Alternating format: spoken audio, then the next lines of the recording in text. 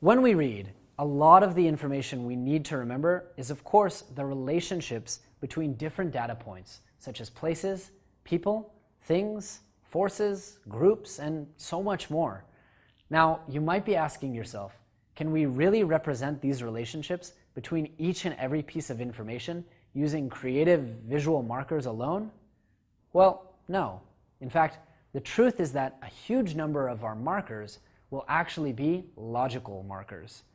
These logical visual markers follow convergent thinking, meaning that they condense and put things together. The truth is, though, that logical markers are often so trivial that we don't even notice we're making them. They may be something as simple as a negative emotion of anger between Austria-Hungary and Serbia, or as complex as a schematic or diagram that explains all the interactions between all the different warring nations.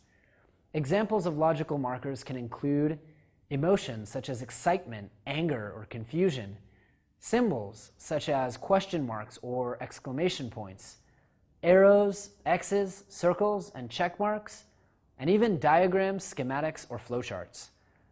Which logical markers you use is going to be highly dependent on the type of person you are, how you learn, and what parts of the brain you favor, and so much more.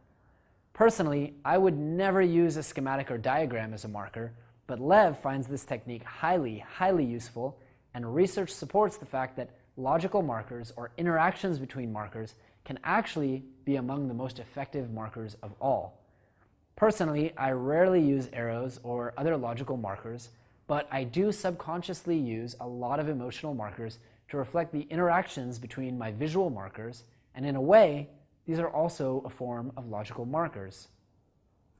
So, since some of these markers are not as visual and are often subconscious, how do we verify that they're strong enough or that we're making any at all? Well, when you start out, you can run the following diagnostic test to see how your logical markers are progressing. First, you can ask yourself, what is your opinion regarding this new find? Is it expected or surprising? Is it well proven or controversial? If you're able to generate an opinion, you likely have a strong enough logical marker to demonstrate that you've stored the logical connections behind the information. Another great diagnostic is to ask whether or not the marker creates further links for the same reasons.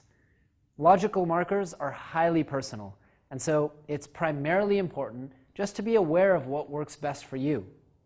From there, you can develop your own unique mix of logical markers to complement your creative visual markers, or vice versa.